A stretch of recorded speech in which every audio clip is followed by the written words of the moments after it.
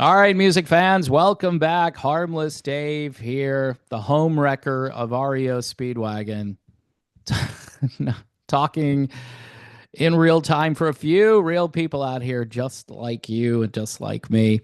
There are a couple of things online that made it sound like I was responsible for the acrimony within REO Speedwagon because I pointed out things that other people they don't talk about, and I'm trying to be harmless, folks. This is really tough, but look, there's new stuff. Kevin Cronin is out there talking to Eddie Trunk. I kind of already covered that, but he said something here that I may not have touched upon, and it's kind of important. So I'm going to talk about that, and then Bruce Hall is clearing the air about the early days of REO Speedwagon because again, there's some mis and disinformation out there. And so he's setting the record straight about some things, and I think it's fascinating. And a song that I really like by REO Speedwagon from the very old days, I didn't know Bruce Hall co-wrote the song with Mike Murphy, and it's a great song. So I'm going to touch on that. I always liked the Terry Luttrell, Mike Murphy REO albums, and with things going the way they're going, I think people are going to take a second look at that stuff. I know I'm not a super old timer, although I'm getting there, but I wasn't around for the very early days of REO. I was just a toddler in those days, right? I was in daycare, so they didn't have daycare back then, so I was not in daycare. But yeah, I didn't buy my first REO Speedwagon album until probably 1979 or 1980. It was either nine, I think it was Nine Lives, which again, that album cover just has not aged well. All right, so let's talk about the Kevin Cronin stuff. So Kevin Cronin talking with Eddie Trunk says this about Bruce Hall making demands. Okay, Cronin deemed his demands too much to handle. He said, I found the two demands. One of them would have been irresponsible for me to go along with. What is that demand? And then the second one was just impossible for me to go along with. So apparently Bruce Hall, and I was saying early on, and I do this stuff by, deductive reasoning. Okay, there's got to be something else going on. And I said that in an earlier video. Is it a personality conflict? What are these two demands? Kevin Cronin says that he couldn't do one, irresponsible for one of them, and impossible for the other one. So Bruce Hall making unreasonable demands on Kevin Cronin. Now, the specifics and details aren't made clear. In other words, Cronin did not explain what those demands were. So it's kind of up to Bruce Hall to address that at this stage. It's like REO Gate. What does Bruce Hall know? And what does Kevin Cronin know? And when did they know it? I mean, I don't know. I'm just kind of rambling here. So on the other end of things, Bruce Hall went over to Facebook. And he's clearing up some stuff, I guess. He says, hey, guys, there's a lot of misinformation getting thrown out there. And one thing I've got to address is how I joined REO Speedwagon, sharing a photo from his early music career. Now, there's a lot of cool stuff that went on in Champaign, Illinois. I've got a patron who lives there, and he loves REO Speedwagon. I mean, they are very, very famous in Champaign, Illinois, and the parts nearby. Long before either one of us were in REO Speedwagon, Gary Richrath joined the band I was in, called Feather Train. Okay, Feather Train. Mark that. You have to, maybe take notes here. So Gary and Bruce were in a band called Feather Train together. He went along and said, here, this is that band. And he posted a picture, and I will maybe use the picture in the thumbnail here. He says, I'm sitting on the far left, and Gary is sitting on the far right.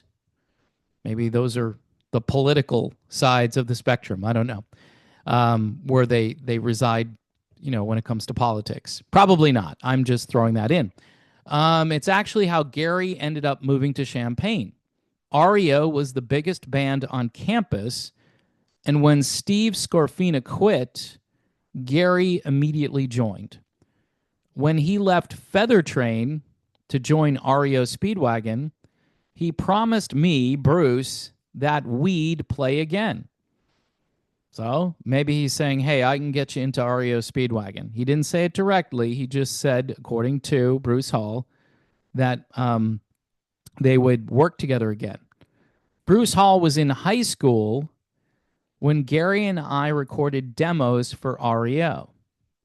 And this is really interesting, and I didn't know this because I don't look at writing credits as much as I should.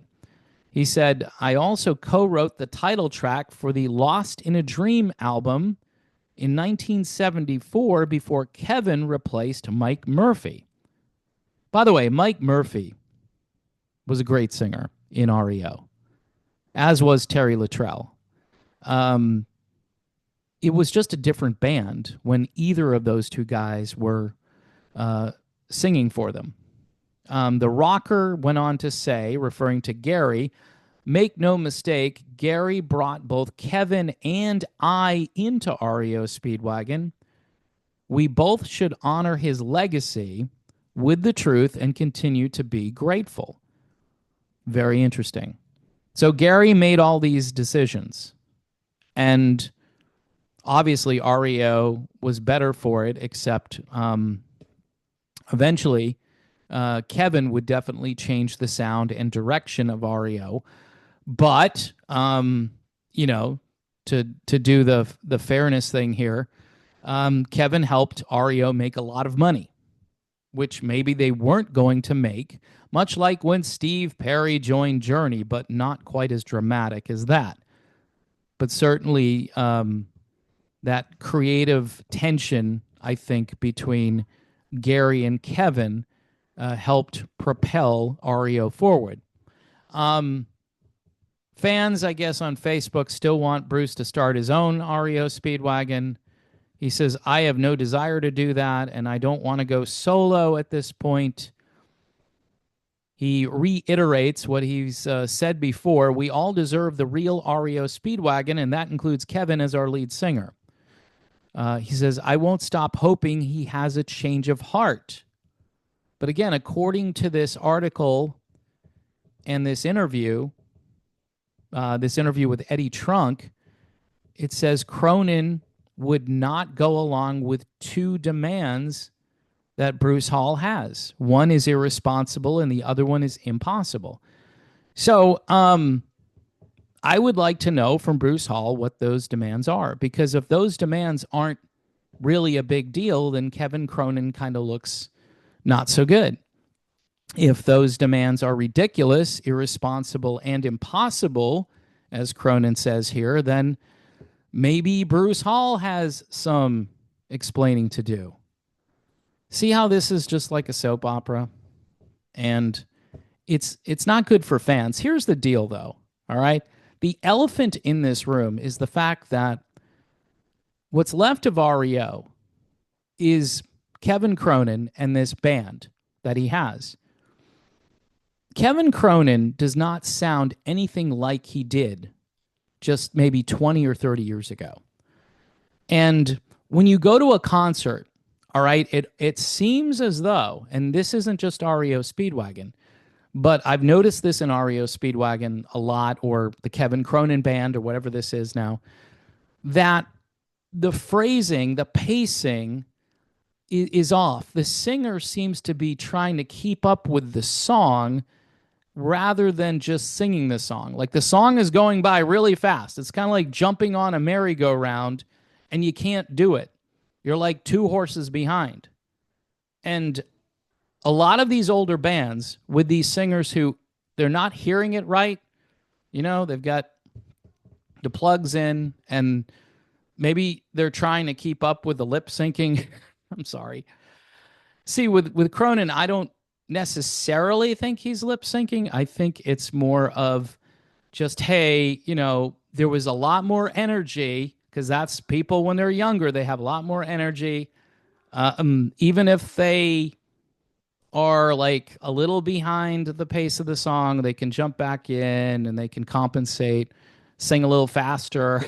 you know, like you could split a syllable, you could do something, maybe ditch a line in a song. I don't think people take kindly to that stuff though, and this is the big problem, because again, all of this music is frozen in time because of what radio has done to it.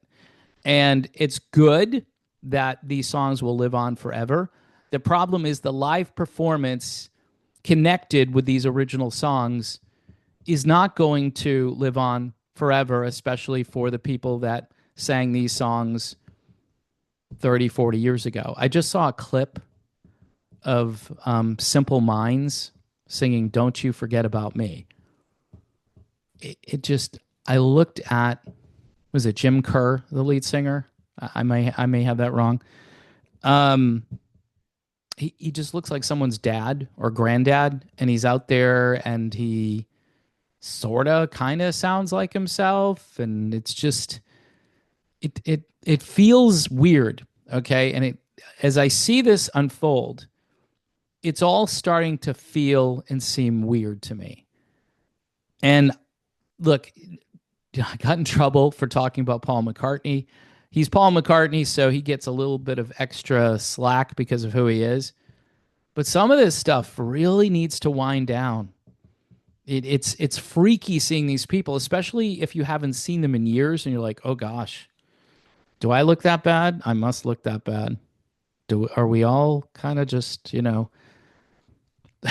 you're like, they look old. But then you go, hey, but I'm kind of old too. Do I look as old as they do? And then you're going through all this like emotional turmoil trying to wrestle with time. So getting back to the REO thing, and then I'm just going to wrap this up because I'm talking way too much. They probably have to get to the bottom of what those demands are. And I think Bruce Hall probably should take to Facebook. If he doesn't want to say what those demands are, maybe this is some kind of bargaining tool. Maybe this is some kind of thing he wanted written into the contract and he doesn't want to spill the beans on it, because maybe Kevin Cronin will change his mind. But Kevin is putting it out there like these are impossible or unreasonable demands, and I'm just not going to do that. So I don't know. In any event, I think fans would be interested in a retro Mike Murphy, Terry Luttrell, old school REO revival. It will certainly only be for super hardcore fans of the early days of this band. But people love Gary Richrath so much that that era where the band just sounded different. They just were more gritty. They weren't all lilty and doily and poppy, and doily is not, it's a thing, but it's frilly. I don't know, folks. I mean, I wouldn't mind a little more gusto. You know what I mean? A little more testosterone in remembering the best stuff when it comes to REO Speedwagon. So, in any event, you've got Kevin Cronin with the impossible demands, and you got Bruce Hall clearing the air about who and what REO was in the early days and how he joined the band. And that's a real interesting story. Of all of this, that's something I learned. And Lost in a Dream, go listen to that. That's a great song. And that exemplifies a band really getting its wings and taking off. But, the record label, they wanted to make money. And everybody wanted to make money, so they hired the poppy singer, and the rest is history. So there you have it. Anyway, folks, thanks for watching. I know I can be a little tedious, and I apologize for that. These videos aren't for everybody. Sometimes they're not even for me, especially if I watch them back. and I realize I kind of look like Jim Kerr. So maybe at some point it's the same for everybody doing this stuff. How long do we all have? You know, if you can't throw the fastball anymore, you might want to retire. That's just some food for thought.